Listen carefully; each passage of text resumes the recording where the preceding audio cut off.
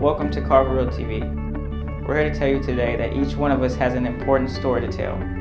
The story of our own life experiences. And when we share the stories of our own life experiences with others, we come face to face with history. Today, on Face to Face with History, we're honored to have a lifelong resident of Evansville. A man who's known some of the jazz greats of the music world. Our special guest is Mr. George Clemmons. Mr. Clemmons, welcome to Face to Face. Basically have been a jazz fan forever, so to speak. So I had a bar that my dad built, Club Paradise. It's now called a Child's Paradise. And I had different types of entertainment. And I had disco, different contests, dance and I eventually was able to hire some nationally known musicians. And I've been fortunate enough to have seen a lot of the old greats. Charlie Parker, they call him Bird. I saw him in Birdland in New York, 98 cents, because this is in the late 40s. And I've had some dances here at the Gold Room. And it's been some of it profitable. I fed my family, as a result of being in Club Paradise. And it's something that I cherish, but I don't like to relive too much of it. I've been here since I was about 10 years old. My dad came from Providence, Kentucky, and he's graduated from Lincoln High School, 1945. Went on to Hampton for a while. Hampton Institute it was then. Mm-hmm. And finished with a BS degree in business. And my daughter she's been working on the airline for US Air for 30-some years. And as a result of her working, I got to travel at a discount or free. I went to a couple of times. I went to the Netherlands. Very nice. In The Hague, so in a number of the jazz musicians, and ran into one or two jazz musicians there that performed in Club Paradise. And it's just in a number of I like to call them the heavyweights, the greats that have passed on, that by having loved jazz so much, I was lucky enough to see them, fortunate enough to see them because of a friend who was from Evansville, who was best man in my wedding, and who now lives in New York, my wife being from New Jersey. And I was able to, by going to visit her family and seeing him, I was fortunate enough to have seen a lot of the jazz greats, otherwise I wouldn't have. And then there were people that, a lot of the jazz came here. There's the Coliseum downtown, and Duke Ellington, Count Basie, and at the Grand Theater, which is no longer downtown, brought in a lot of during the 40s and 50s. Mm-hmm. So Club Paradise. I'm only 23, and at my age, I've heard lots about the Club Paradise before it was the Child's Paradise. So how was that transition for you? Was that a tough transition? Did you make the decision to change such a jazzful club up into a kid's daycare? No, well, when I went out of business and it was sold to Cape Community Action, Ms. Alice Weathers asked me, by having been there so long, my father had the building built, and of course I'd been there so long that she asked, and the people had attended and knew about it, had asked me about maintaining part of the name. Mm-hmm. And asked me if I had any objections. I said, no, it'd be an honor to me. So then it ended up being changing from Club Paradise to a child's paradise, which is now a daycare center. You're right. And I've said I'm going back in there again to look around. Once I was there several years ago, I didn't hardly know my way around. So it was a beautiful situation. Yeah. So tell me about the contest that you hosted over when it was a club.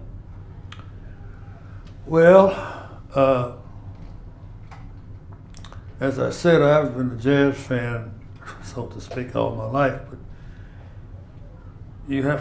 jazz is kind of hard to promote even in the bigger cities. Mm-hmm. So you have to draw a line between a lot of times what you like and what you can make money from. True. And that's what I did. I had a little of everything. There I had a lot of some acts that ended up being a name attractions, but I had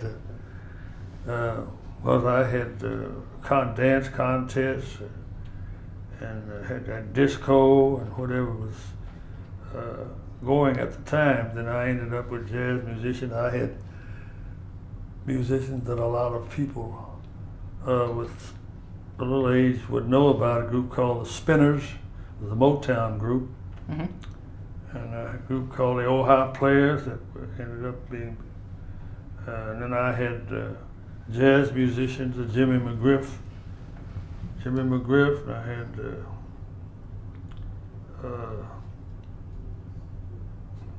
Houston Persons, Etta Jones, and I had a little to do with bringing him just last few years out to Evansville University.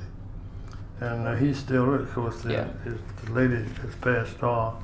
And McGriff, who was well known at Hammond organ, and Jack McDuff, and another, I can't think of the other one, they all have passed on, you know.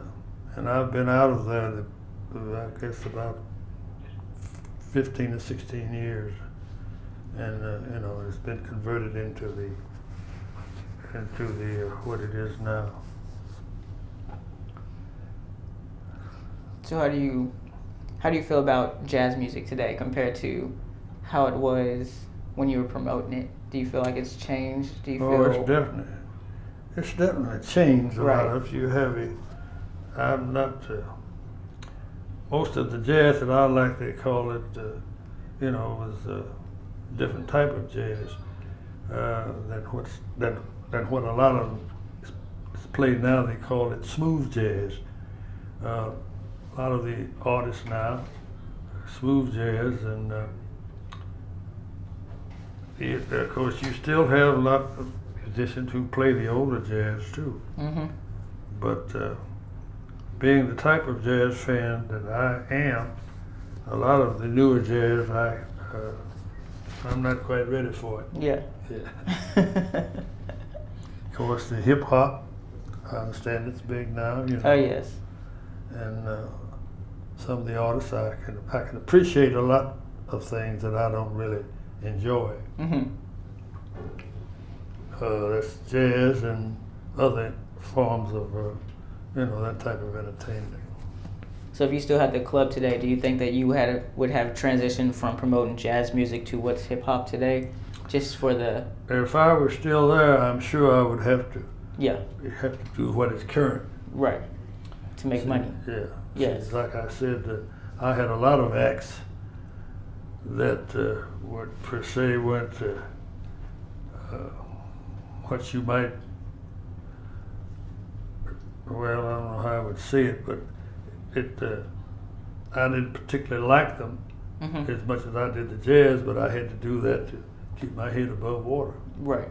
And it wasn't always that easy to keep your head above water. I had a lot of years that weren't profitable, and I wish that a lot of people think that things are just that would be so easy. Mm-hmm. Because so many of them, they don't have any idea what it takes, the cost of operation, what the cost of operation, insurance, and employees, different things, you know. Right. I think that I know it. I think about it, and other people think that don't have any knowledge or experience. They think 90% of every dollar you take in Is yours. it goes in your pocket. Right. Yeah, they don't have any idea. Right.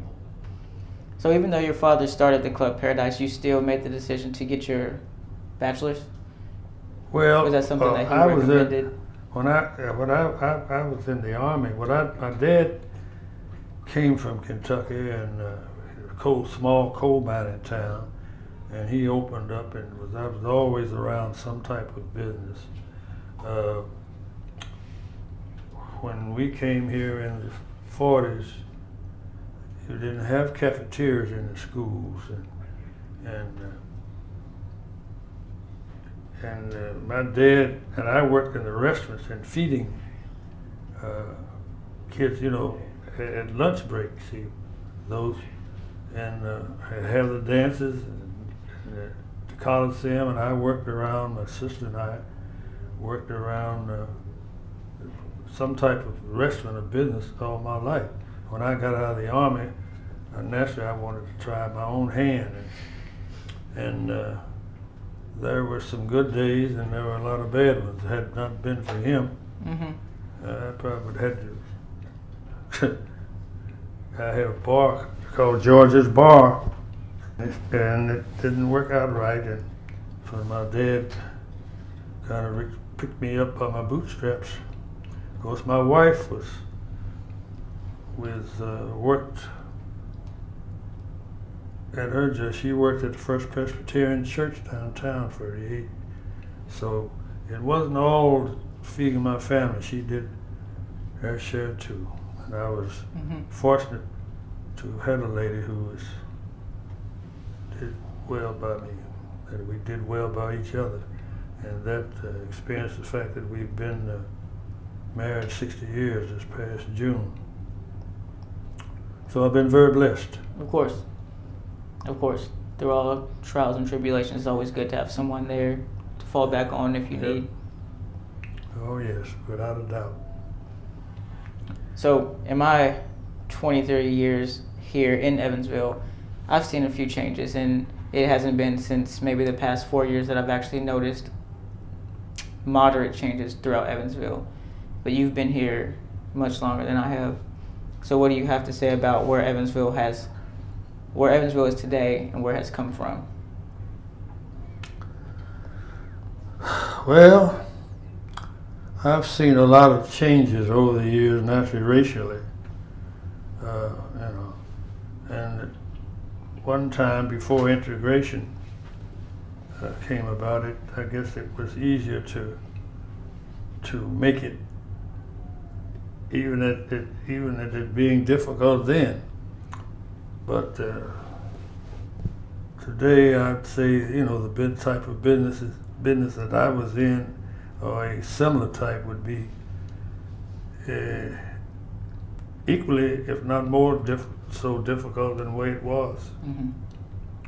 Because there's so much violence, and you see that every day. Of course. So it's a sad situation, but that's the way I have my feelings about it. Of course. You gotta make it somehow, though. Continue to move on and do what you have to do for your family. It's not as easy to express myself on things that it once was. Of course. So I don't know what else to say unless it's something specific that you would ask. Well, we appreciate you coming and sharing your time with us here at Carver. So, thank you, George. Yes, sir. I enjoyed it.